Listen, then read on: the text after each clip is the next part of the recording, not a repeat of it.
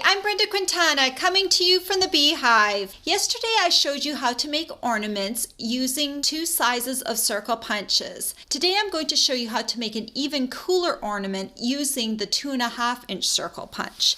And here's the ornament right here, and I've got one of these color changing tea lights in there. And because the circles are larger, I was able to create a window in each of the circles so you can see the tea light through it. So it looks really cool when hanging on the Christmas tree. So let me show you how to make it. To make this ornament, you are going to need the 2.5-inch circle punch. And the easiest way I found to punch this big punch here is to take my piece of cardstock, and I have the end that needs to be pushed down towards me. And I'm going to slip my cardstock in, and when I have it to where I want it, I'm going to push down with the heel of my hand. So I've got even pressure all along the back. Some of the smaller punches you can actually hold just one corner, but when you've got a big punch like this, you want to make sure you use the heel of your hand. And you're going to punch 8 circles with the 2.5-inch circle punch.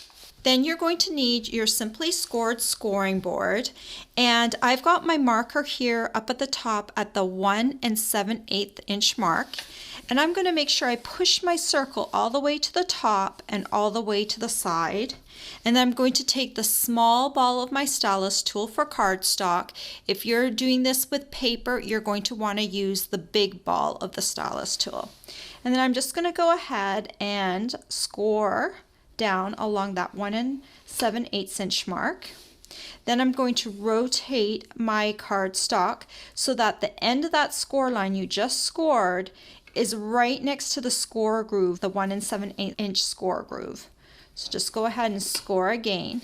You're going to rotate once more, and the ends of those 2 score lines are going to be right along the score groove, the 1 7/8 inch score groove, and then you're going to score again.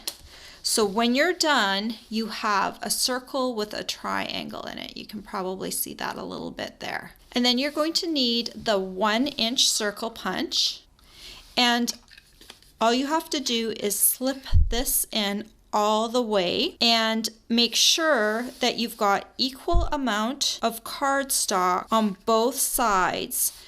When you punch it, you should be pretty close to the center of this 2.5-inch circle. And then you're going to just fold your piece along the score lines like that. You're going to do that 8 times. So I've got my extra pieces right here, so you don't have to watch me do that over and over again. So then you're just going to take some Tombow, and you're going to start with the first one and just put some Tombow along that little flappy piece, and then just glue them together, glue 2 pieces together, flap, overlapping flap. Take a look on the other side, make sure it's lined up well, and then you're just going to put Tombow on the next one over, and then grab another piece and glue it on there.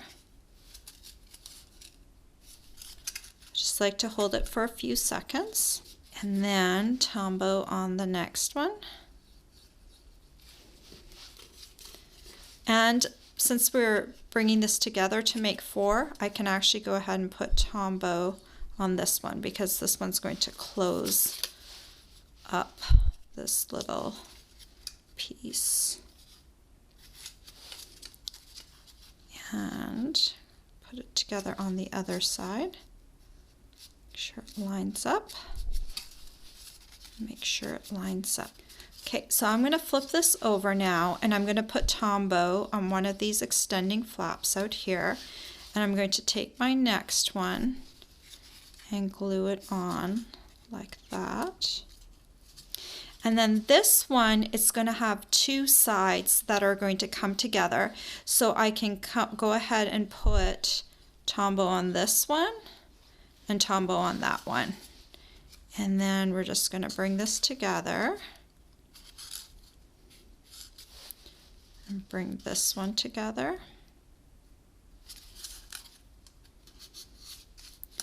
Just hold on to that for a few seconds, and that one on to a few seconds. And then we just have 2 left. This one will complete the 4 on this side, so we're going to put Tombow on both sides of this, and then we're going to bring in another piece and another one. Now the last one, we're going to actually do something a little different than I did on those ornaments yesterday. We're not going to close up the last one completely, and you'll see in a minute why.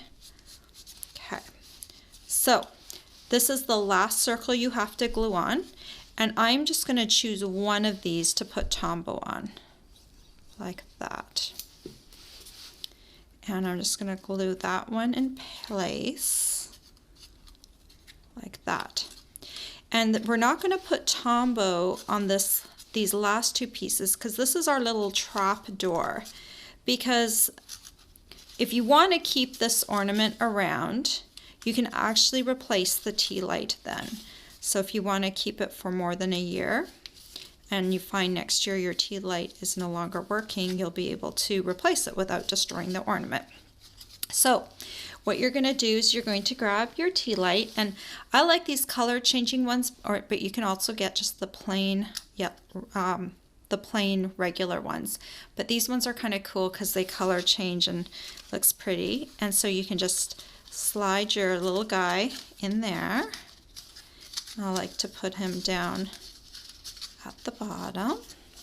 Well, actually that might not be the bottom.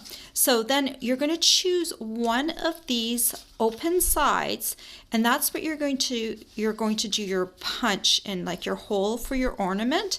So one of these will kind of be just left open. The other one's going to be cinched shut with your ribbon or cording trim, whatever you use to hang your ornament with. So I've got my 1/8 inch handheld circle punch here, and I'm just going to go ahead and put a hole kind of centered like that. And then, so see, this is the flappy piece, okay? So one of them is going to be held together. And I've got my cording trim, and I want about, let's say about 10 inches. Go ahead and cut that. And the way I always like to tie my ornaments is I fold my cording trim in half, and then I thread it through, and I create a loop, and then I put my ends through the loop like that and cinch it shut, and then I just bring this up and I make a loop around my finger, and then I tie a knot with both ends like that, and then I just trim off the excess like that.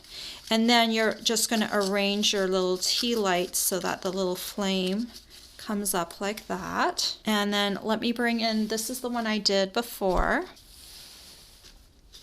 And this is another one I made. This one's really pretty. This one's using silver glimmer paper.